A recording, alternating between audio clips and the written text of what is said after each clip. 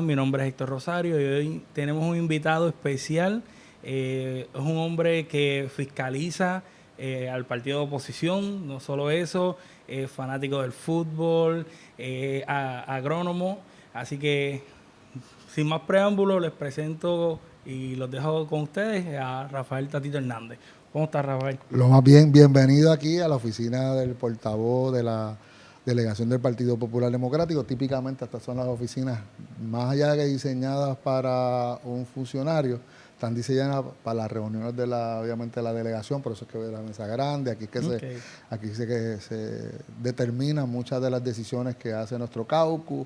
Así que si has visitado varias oficinas, Sí, ves que sí. son diferentes layouts, pues precisamente porque está diseñada para eso, está diseñada para atender, hacer las conferencias de prensa y llegar a encuentros, llegar a determinaciones, obviamente, que es lo que hace un legislador típicamente toda la semana.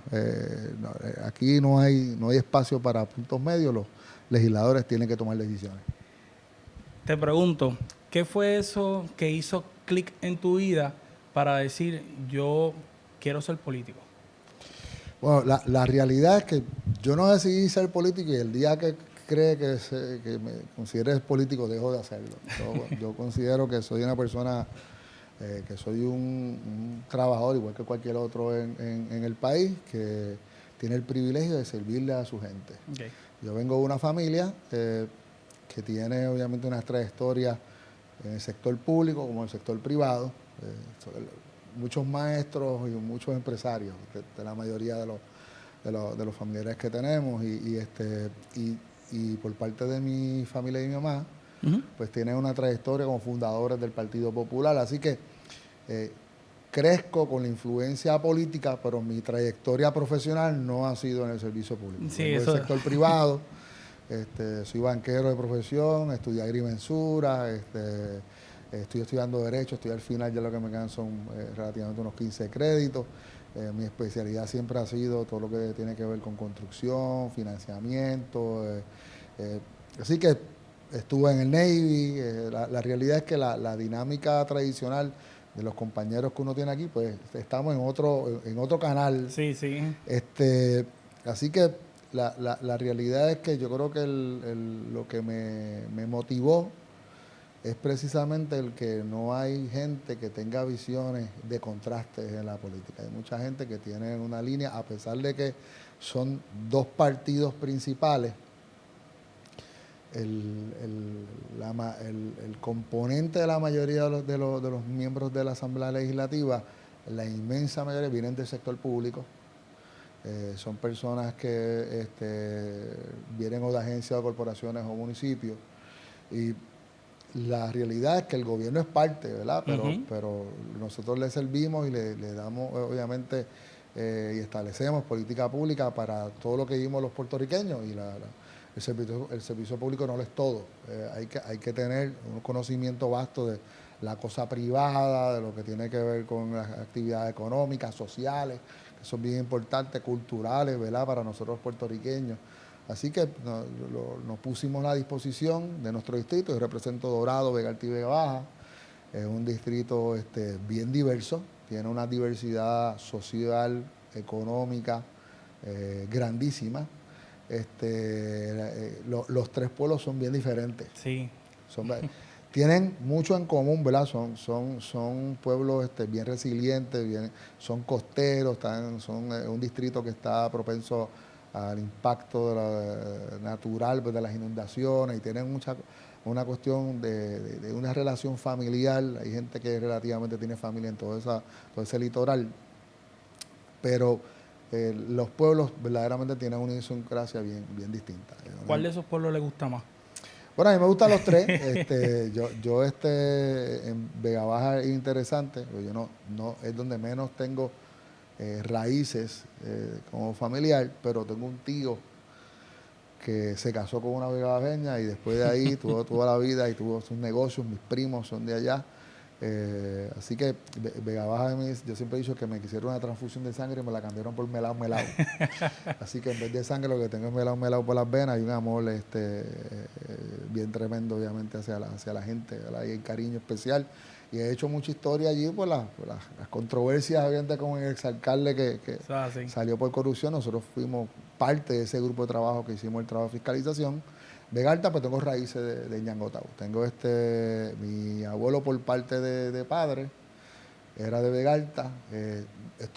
La inmensa mayoría de la información que sé me enteré en la política. Okay. Porque yo me crio con mi familia por parte de madre. Así que toda esta información de mi familia es relativamente caminando, tocando puertas, de mira, tú eres familia mía, porque tu abuelo, ¿sabes? Dinámicas que se dan, ¿verdad? En la política. Yo soy natural de Dorado. Obviamente, así que pues tengo que decir, esa es mi casa, mi esposa, mi mamá, somos una línea de que somos desde los fundadores del pueblo, así que la cosa en Dorado cala más allá de la cosa política. La gente, como todo, donde tú eres local, la gente no te ve como político, te ve el que se graduó contigo, la persona que hizo negocios contigo, la persona que tú ayudó o tú los has ayudado, la dinámica de Dorado pues es diferente. O sea, allí en Dorado nosotros decimos que somos del Partido Popular Progresista Nacionalista. O sea, allí no hay, allí esa dinámica que lamentablemente aquí en Puerto Rico, en la política nacional, la gente no trasciende del primer tema, que es lo que identifica el partido, que es el tema de estatus. Yo soy de los que creo que si una persona cree en la autonomía del país o cree en la independencia o cree en la estadidad, tiene que tener una economía bollante, tiene que tener generación de empleo, tiene que haber actividad económica, tiene que haber no solamente la cosa cultural de identidad, tiene que haber chavo para pagar, ¿verdad? Claro. Y echar para adelante el país. Así que yo trato de buscar puntos en común en los temas económicos, sociales y culturales. Dejo un lado el tema de estatus y eso me permite trascender lo que son los estándares del grupo que típicamente está respaldando a un político. Yo tengo un ejemplo, desde el punto de vista electoral, el 40% de mis votos son votos directos o mixtos.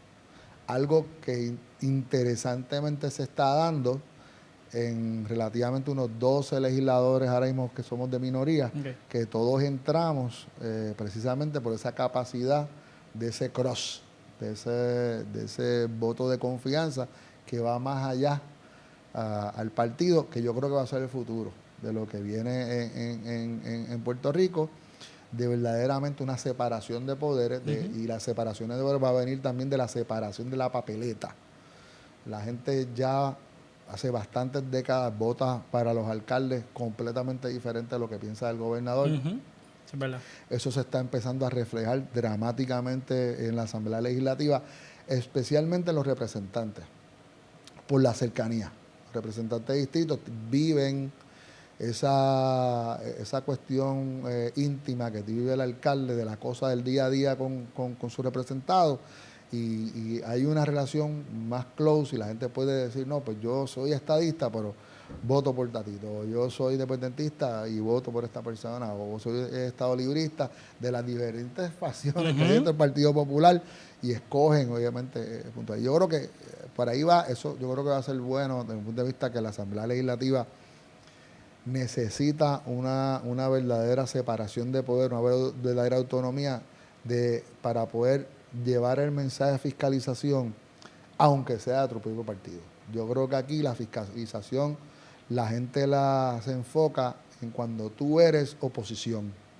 Y yo creo que la Asamblea Legislativa, la posición y la responsabilidad ministerial, como dispone la Constitución, en ningún momento dice que cuando la persona es elegida y es del mismo gobierno que está en el Ejecutivo, tiene que ser un sello de goma del Ejecutivo. Y eso es bien importante porque gran parte de los problemas que nosotros tenemos ahora mismo, fiscales, económicos, es precisamente por la aprobación burda, ciega, de mucha legislación por muchos años, donde no se retaba esa separación de poderes, esa rendición de cuentas, esa responsabilidad que tiene que tener el legislador frente al gobierno. Y que en ningún momento dice en la Constitución que es que tú lo haces cuando el gobierno es del otro partido, pero cuando es del tuyo te tienes que quedar callado. Y yo creo que por ahí es que va la cosa, va a ser bien interesante.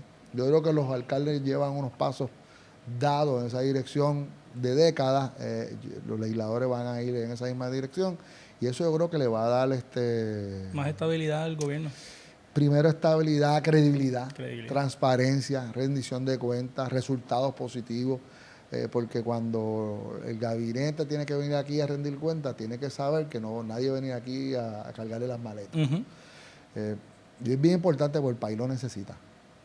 El país, especialmente ahora, después de lo que ha ocurrido, después del candente julio del 2019, después que el país saliera a la calle precisamente a repudiar unos estilos, una forma, yo creo que lamentable de lo que verdaderamente pensaba y se comunicaban los que dirigían el país, un grupo, a mí no me gusta generalizar, yo no voy a decir que todos los que estaban ahí representan la realidad del Partido No Progresista, yo creo que eso no es justo, porque esto se puede dar también en cualquier otro partido y hay que repudiarlo, este tipo de conducta, este tipo de actos a nivel de corrupción, tiene que repudiarse, venga donde venga. Claro que sí. Y eso requiere una disciplina que quizás se va a dar primero unos pasos dentro de la colectividad y quizás entre los electos, pero tiene que venir el pueblo detrás. Si el pueblo no lo entiende y el pueblo lo que quiere es que el legislador sea un yes man, pues vamos a tener problemas para el futuro, pues nos vamos a ir del hoyo. Ahí son muchas las decisiones difíciles que hay que tomar. Y sencillamente diciendo que sí, no es como se va a resolver. Hay que ajustarla, hay que darle proceso de parlamentario. La Asamblea Legislativa es el pueblo. O sea, una de las luchas más grandes que ha dado el pueblo puertorriqueño y el mundo es poder tener sus propios parlamentos donde tenga gente que puedan tocarle la puerta, ¿verdad? Porque el Ejecutivo es como el rey que está allá escondido en la fortaleza y ¿quién lo toca? Así que hay accesibilidad típicamente al legislador para poder reclamar los atropellos del Ejecutivo. Dándole un poquito para atrás en el tiempo, ¿cómo era Tatito Hernández cuando chiquito? Pues yo no era un santito, vamos, si la gente se cree que yo siempre pues, estudié en los mejores grupos, tuve buenas notas, vengo de escuela pública, mi mamá es maestra de matemáticas, así que mis primeros zapatitos me los compré dando tutoría de matemáticas, pero como todo era medio travieso y cuando uno viene de abajo, criado por una mamá sola, tiene que echar para adelante y como toda persona que viene yo me crié en el pueblo, entre medio del pueblo, en Jardines, en medio de Corey y Villacaíto, en Dorado, al sur del pueblo, el que conoce el pueblo, después la calle sur, y en Maguayo, que es el barrio de mis abuelos. Okay. Esta dinámica de moverse de campo y pueblo, pues es fuerte, son decisiones, ¿verdad?, que uno tiene que asumir responsabilidades desde bien joven. Y mira, yo me disfruté mi niñez, mi escuela, y yo creo que los estudios hay que disfrutárselos, pero tuve una buena niñez, o sea, tuve grandes retos, grandes situaciones, ¿verdad? Como cualquier familia que tiene situaciones y las afrontamos y las echamos para adelante. Estaba leyendo que en high school estudiaste administración de empresas, ¿verdad? Estudié administración de... Fíjate que te lo dije ahorita, que mi familia o son maestros o son empresarios. Y mi fuerte siempre ha sido de los números, pues así que me fui por la finanza. Estudié contabilidad en la high school y administración. Después estudié en la UPI. Comencé a trabajar en la banca para el pico de la industria hipotecaria a principios de los 90. Yo creo que un error, pero uno, ahí de todo en la vida, dejé la universidad un tiempo. Okay. Me fui a hacer dinero a la industria hipotecaria. Después cuando me casé, mi esposa fue la que me dijo, bueno, vete a estudiar. Y ahí terminamos los estudios y hasta el sol de hoy siempre tuve 16 años en la industria hipotecaria antes de llegar aquí. O sea, wow. que relativamente mi experiencia ha sido siempre en el sector privado. Esto es, la dinámica de la Asamblea Legislativa es bien diferente a lo que es un trabajo ordinario. A mí me ha funcionado y me ha funcionado en el sector privado cuando tuve mis propias oficinas y mi propio negocio, pues yo tenía mi propia oficina de financiamiento hipotecario, es que los trabajos, cuando la gente aprende esto, y va a ser exitoso, los trabajos no son 8 horas. O sea, el trabajar, el producir para que sea exitoso, verdaderamente tiene que ser una forma de vida. Yo me acuerdo, mis abuelos, los dos tenían negocios separados. Mi abuela tenía un school supply, mi abuelo tenía, mi abuela una school supply y mi abuelo tenía negocios de mantenimiento de fábrica, áreas verdes, vendía grama y tenía un negocito de esos de escuelas públicas, venden frozen y empanadillas. Así que yo me levantaba a las 4 de la mañana a limpiar al frente del negocio, a abrir la tienda, después hacía compra, por la tarde daba clases y las tutorías de matemáticas a mi mamá. O sea, era una dinámica. Tenía una disciplina. Y entre medio tenía que coger clases, porque antes Claro. había interlocking, donde las escuelas tenían tantos estudiantes, a diferencia de ahora, de que tenían que tener 2 turnos para que los estudiantes pudieran tener accesibilidad a educación. Y era bien interesante porque tú aprendes cuando tú estás a ese ritmo de empezar bien temprano hasta bien tarde en la noche. Yo hacía hasta las compras para mi abuelo, para el negocio. Y que tú tienes que buscar los huecos entre medios para compartir y disfrutar con tus amistades, con tu familia. Y se convierte el trabajo en una forma de vida donde tú no ves que estás trabajando. Te lo gozas. Por ejemplo, yo tengo que viajar mucho. Si voy para el oeste, ahora estoy viajando mucho porque mi hijo comenzó a estudiar ingeniería química en Mayagüez. Pues si tengo alguna reunión por allá, la trato de canalizar para esa época. Viajo, llevo al nene, me reúno con alguien, resuelvo un problema, después voy a comer con la familia. Ya la familia está acostumbrada a ese bloqueo de hacer cosas que tú tienes que, papá tiene que hacer esto, pero en lo que hacemos esto, pues nosotros vamos para el cine. Está la dinámica de cómo integrar el que uno opera 24 horas. Okay. Y los hijos míos, pues, ya yo llevo relativamente unos 11 años casi ya en esto. Uno tiene 16 y el otro tiene 18, así que se criaron en este revolú. Ya son adolescentes, jóvenes. Eso es como electo. Yo empecé relativamente unos 3 años antes con la cosa política para aspirar. Así que relativamente tenemos unos 14 años en la cocina, en el calentón. Yo soy de los que creo en la limitación de términos, así que yo creo que un término más en la Asamblea Legislativa, yo creo que es más que suficiente, serían 16 años. Y dos en minoría y 2 en mayoría, porque la próxima vamos a estar en mayoría. Eso yo te lo garantizo. Hace falta, más allá de un cambio de partido, un cambio de visión. Nosotros tenemos aquí, nosotros el pueblo popular castigó a la Asamblea Legislativa en el pasado cuatrenio por todas las luchas que hubieron aquí. Nosotros nos sentamos en esta mesa y llegamos a unos entendidos, uno de los planteamientos principales, vamos a poner sobre la mesa todas nuestras controversias. Y vamos a ver si podemos llegar a algunos entendidos, algunos en un lenguaje que podamos evitar controversia. Y mira, pudimos llegar relativamente a casi todo, excepto 2, estatus y religión.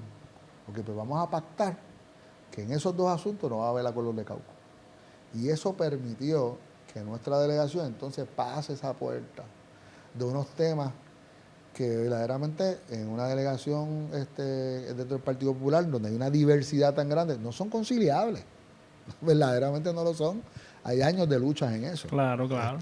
Y el legislador, yo tengo 11, para que hay gente que tienen 16, 20 años con una trayectoria, una filosofía en sus aspiraciones entre las relaciones entre Puerto Rico y Estados Unidos, que verdaderamente en el Partido Popular, y un ejemplo, tú puedes tener un popular que te diga, yo creo en el Estado Libre Asociado, con voto presidencial, 2 senadores y 4 representantes al Congreso. Pues usted es estadista y no lo sabe, pero eso él es la estadista. Y tiene otros que dicen, no, yo quiero un Estado Libre Asociado, donde nosotros estemos totalmente separados. Pues no es Estado Libre Asociado. Y entonces después te tienen las 25 versiones de él. Sí. Así que... El mejorado, el que ya los estaba. Grey, con esteroide, no esteroide, el que estaba, ¿sabes? Y yo pues, yo creo que el Estado Libre Asociado verdaderamente desarrollado, verdaderamente resolviendo la parte de la relación. Pues fíjate que en estos días hemos estado debatiendo precisamente las virtudes del Estado Libre Asociado, el caso de la transición, lo que dispone la Constitución, la forma que pensaron nuestros constitucionalistas en el mundo de que faltara el gobernador, faltara el secretario de Estado, así que lo atendieron. El tema, obviamente, del menoscabo de las prerrogativas, que ahora lo vamos a atender en el Tribunal Supremo, precisamente basado en la Constitución que nosotros estamos reclamando. Nuestra posición como funcionarios electos del Partido Popular, tenemos 65 demandantes, vamos para el Tribunal Supremo Federal el 15 de octubre de este año, así que vamos a estar en Washington. Así que la Constitución verdaderamente funciona porque establece cuáles son las limitaciones del Estado frente a su gente. Al revés, la Constitución lo que le está diciendo es, hasta aquí tú llegas. Que hay que resolver el issue de la relación. Yo creo que eso es una controversia, y sacar la Constitución y atender eso. Solamente pues nuestra Constitución es buena. Pero lo primero que uno tiene que reconocer antes de ir a hablar de propuestas es respetar las posiciones de los demás. Y nosotros lo que hicimos en enero del 17 fue que respetamos y lo pactamos y lo firmamos las aspiraciones de cada uno de los miembros de la delegación. Entonces nos permitió sentarnos en lo que podemos atender a corto plazo, que resolver los problemas del país económico, buscar mecanismos verdaderamente para darle estabilidad al país. Por eso en muchas ocasiones hemos hecho alianzas con el gobierno en turno. Nosotros, fuimos con Fortuna, te iba a decir que fue cuando empecé, con Ricardo Rosselló, en un sinnúmero de ocasiones, a llevar el mensaje a Washington con el tema de salud, con el tema de la recuperación, con la inclusión de Puerto Rico en el sistema tributario federal. Ahora nos vamos el próximo domingo. Vamos a estar 9, 10 y 11 en Washington con un grupo multisectorial de empresarios puertorriqueños, alcaldes federados y asociados y legisladores del Partido Nuevo y del Partido Popular con un solo mensaje. Eso toma tiempo, sentarse, buscar, que no se vayan a pelear entre ellos y que verdaderamente encontremos 4 o 5 puntos que es lo que podemos ver que sean realizables. Ese es el arte de la Asamblea Legislativa. Como eso es, por eso es que aquí cuando a veces yo hablo, no estoy hablando en el carácter mío personal, y si lo hago en mi carácter personal, lo digo, para que conste en el récord, estoy diciendo en mi carácter personal, no es la posición de la delegación, porque no lo hemos comunicado, no lo hemos acordado, ¿verdad? No tenemos la oportunidad de discutirlo. Y uno tiene que tener respeto a los compañeros, porque aquí esta oficina es una oficina de servicio al cliente y nuestros clientes son los legisladores. Estudiaste agrimensura, estudiaste cartografía, estuviste en los préstamos hipotecarios y estuviste en bienes raíces. De todos esos campos, ¿qué te traes a la política, al gobierno? ¿Qué aportas? Pues la realidad es que cuando uno llega aquí novato, como cuando y mira la Asamblea Legislativa como un equipo. Un equipo, y vamos a hacer el ejemplo de la pelota, porque la inmensa, aunque a mí lo que me gusta es el fútbol americano, pero la pelota es la que la mayoría de los puertorriqueños entienden y los apasiona. En la pelota hay 9 jugadores en el cuadro. Tú no vas a ver un equipo que tenga 9 pitchers en el cuadro. No va a ganar. No va a funcionar. Y puedes tener los mejores 9 pitchers de la historia jugando a la vez y como que no van a perder porque no son las posiciones que ameritan. Tú necesitas un solo pitcher. Y uno en primera y otro en segunda y un Ciore y el outfielder y el catcher y todo el mundo es importante. Mira la dinámica. Todo el mundo es importante. ¿Hasta el coach? Bien importante lo del coach, porque tú puedes tener el mejor equipo si no está bien coachado y no necesariamente tu mejor jugador va a ser tu mejor coach. A mí me gusta mucho la anécdota de Michael Jordan del baloncesto, que fue un buen jugador de baloncesto, pero fue un fatal coach y fue fatal como manager. Así que cada cual tiene sus atributos. La Asamblea Legislativa es igual. Cuando yo llegué, el portavoz de la delegación del Partido Popular era Héctor Ferrer. Y lo que hace, aquí hay 2 maneras de distribuir la cosa. Una es la dinámica política. Aquí hay gente que lleva con trayectoria y cuando llegan con trayectoria llevan con unas causas y típicamente si han estado en mayoría en dirigido comisiones, pues los ponen a hacer los portavoces en las comisiones donde ellos la han dirigido porque tienen el expertise. Si es nuevo como yo, pues entonces lo que hacen es que buscan dónde con su expertise pueden ubicarlo. Y yo cuando llegué me comencé en la comisión de vivienda, urbanismo, desarrollo económico, infraestructura, y en la comisión de Hacienda, obviamente. Tu fuerte. Esa trayectoria de minoría me permitió destacarme cuando llegó la segunda oportunidad, que llegamos en mayoría. Pues entonces el presidente de la Cámara en ese momento, que era Jaime Perelló, decidió entonces, y ahí no solamente en la parte del punto de vista técnico, ¿verdad? También tiene que ver desde el punto de vista de confianza, es una prerrogativa estrictamente del presidente de la Cámara, y fue el que me colocó como presidente de la Comisión de Hacienda. Después tuve la oportunidad, como ahora, que tuve el respaldo de nuestros compañeros y soy el portavoz. Así que esa es la trayectoria, obviamente. Aquí vas a ver gente que fueron, por ejemplo, secretarios de asuntos municipales en una alcaldía, pues típicamente lo que hace el portavoz o el presidente de la Cámara, vamos como la en asuntos municipales, pues conoce la operación municipal, las leyes orgánicas, te van a colocar donde tú tengas las habilidades. Es bien similar a un equipo. Entonces, no necesariamente cuando uno evalúa si ese legislador es bueno o es malo, es si ese legislador sale todos los días en la televisión o todos los días está en los periódicos. Porque fíjate que hablábamos ahorita que tú no puedes tener un equipo de 9 pitchers. No, pues si tú pones que los más vocales son los pitchers, pues tiene que haber alguien que haga que catcher, tiene que haber alguien que haga primera, y aquí hay un sinnúmero de gente que hacen su trabajo, tienen estructura, llevan el mensaje en sus comunidades, resuelven problemas, y son excelentes legisladores, pero tú no los ves ni cogiendo un turno en el hemiciclo. Así que es bien importante entender eso, porque todo el mundo dentro del engranaje de una estructura y una organización tiene que asumir su responsabilidad y cumplir.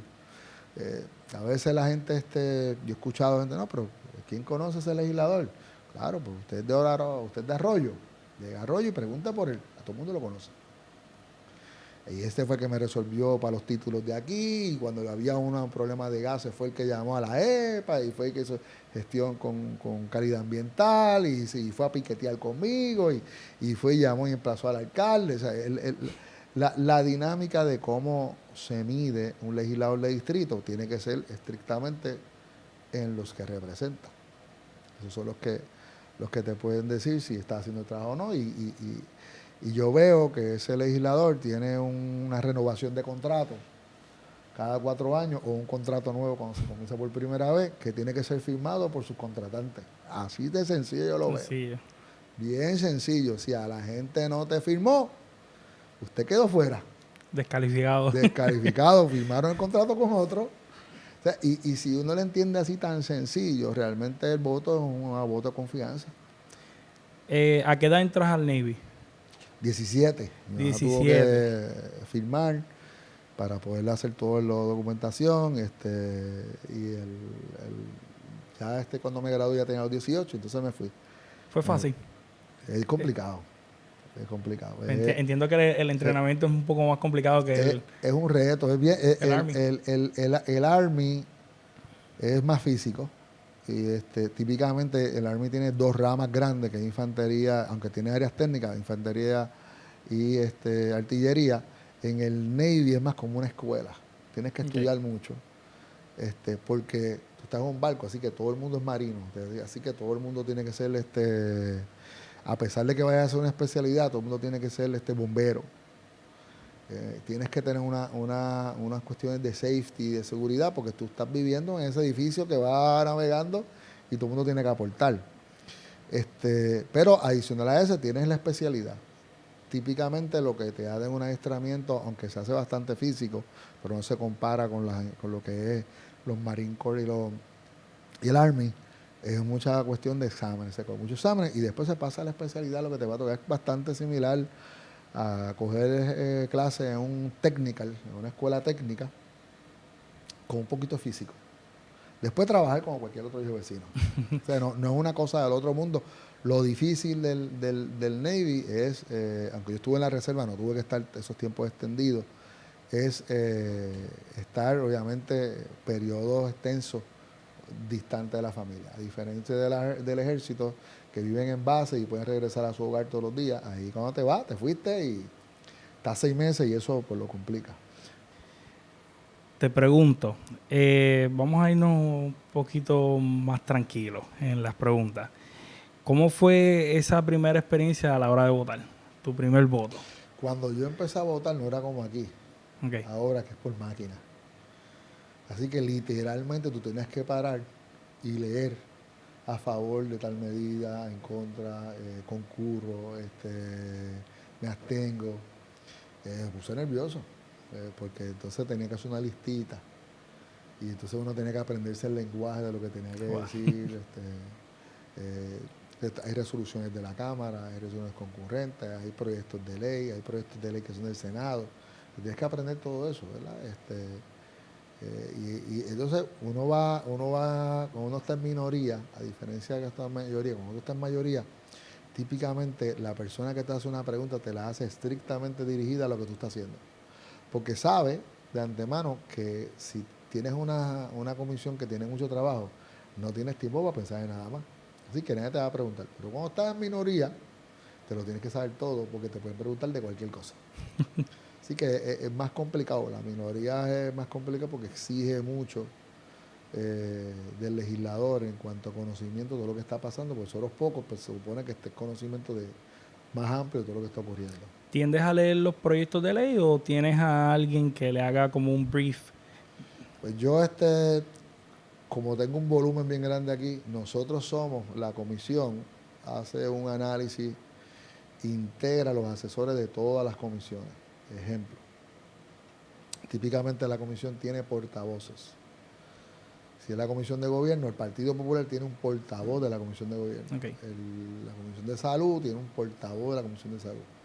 Nosotros tenemos in-house aquí, en una correlación con copartida, con esos asesores de esos legisladores, y ellos nos hacen un paper de cuando viene el calendario. El calendario llega viernes, para tener una idea, y va a tener 10 medidas. Hay 2 de gobierno, pues eso se saca y se le envía al de la comisión. Esto es bien gerencial, aquí hay un trabajo bien administrativo. Se le envía al portavoz de la comisión, nuestros asesores lo analizan y después que vienen las opiniones, si ellos no opinan nada, pues entonces lo hacen completamente nuestra gente, o si no compilan.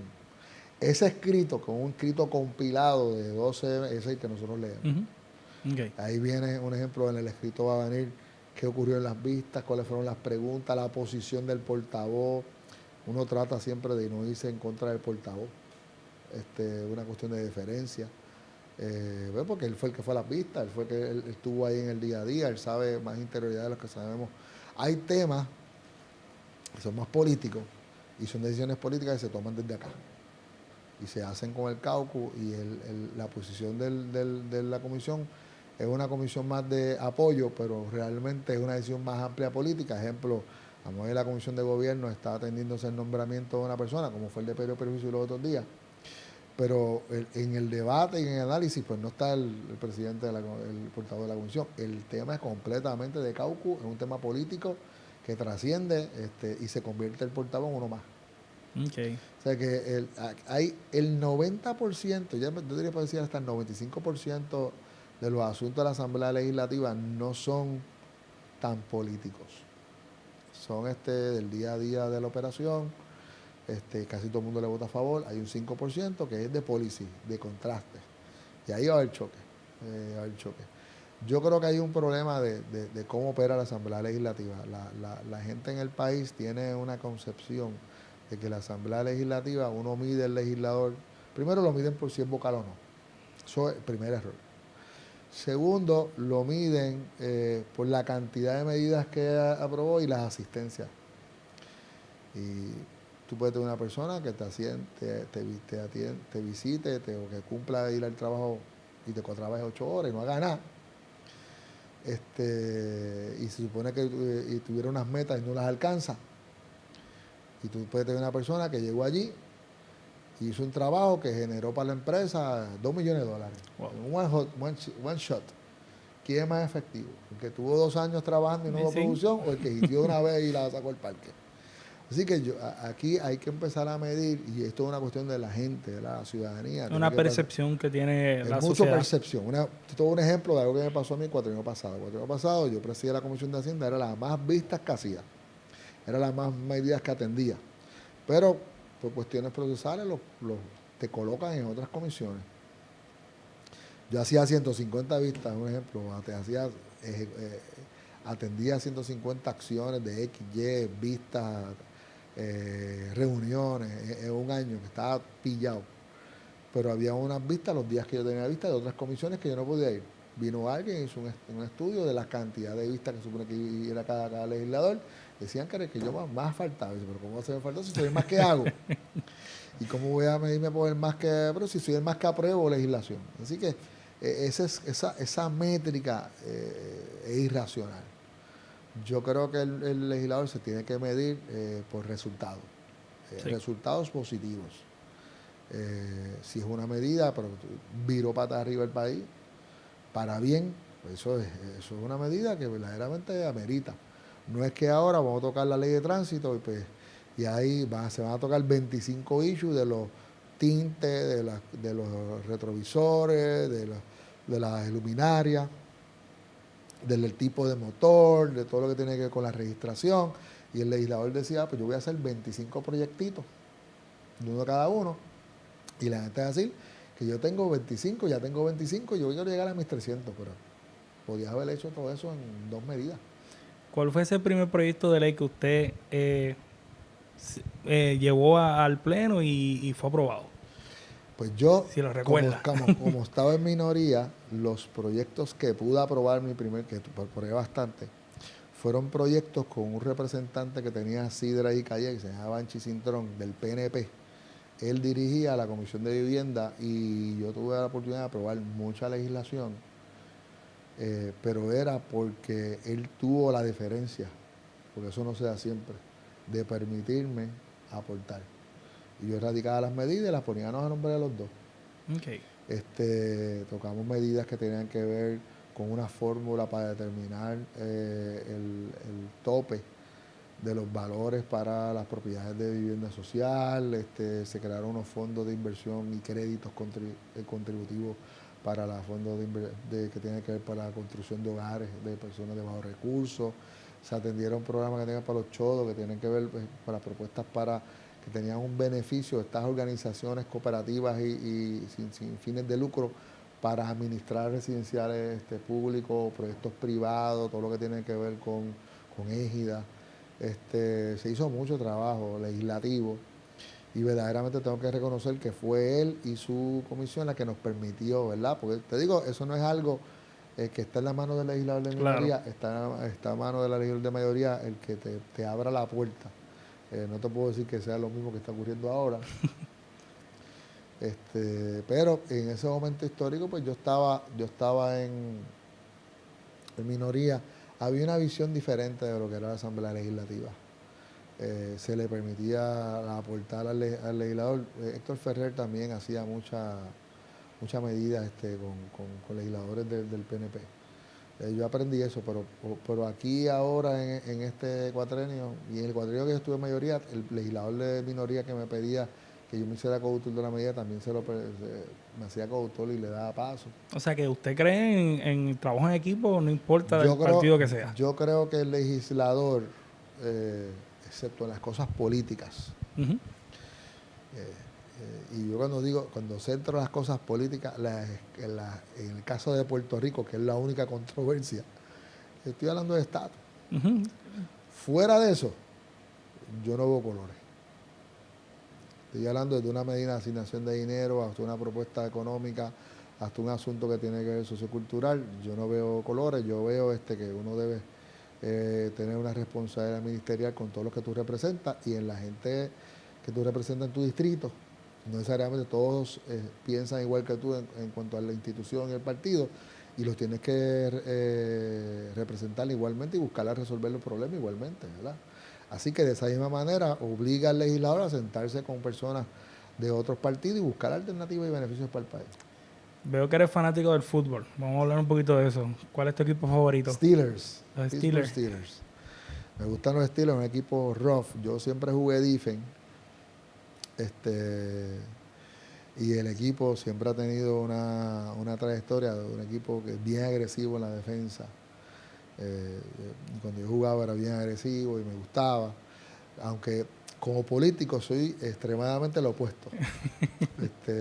Hay una teoría en fútbol y en Estados Unidos le llaman a esto en el ejército se toca mucho, en el Army, en el Navy, en el Air Force, en la mentalidad empresarial le llaman el football mentality.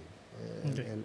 El football mentality viene de que tú puedes tener un equipo con estrellas, pero si tú tienes un área débil en tu equipo, vas a perder como quiera, porque el otro equipo lo que va a buscar es esa debilidad para entonces capitalizar. La política es bastante similar. Entonces, si tú estás todo el tiempo en política a la defensiva, llega el momento que se te cansa tu gente y te debilitas y te ganan. Así que en política yo uso otra táctica que se utiliza mucho en fútbol, que no necesariamente la que yo utilizaba, pues yo no jugaba esa posición, pero en fútbol se utiliza mucho que la mejor defensa es una buena ofensiva. Okay. Porque si tú tienes una buena ofensiva, tus defensas siempre están descansados. Y cuando entran al field a hacer su trabajo, van a destruir la oposición.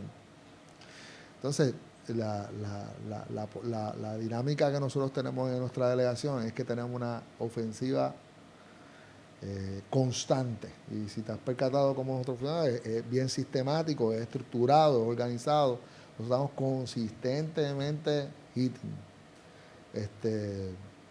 Hay gente que le gusta jugar para sacarla del parque todo el tiempo. Nosotros estamos jugando todo el tiempo para golpear consistentemente y dejar y cansar la defensiva de la oposición, que en este caso es el PNP. El día que nos toca defendernos, estamos descansados para podernos defendernos agresivamente, liquidar esto y volver a estar en ofensiva.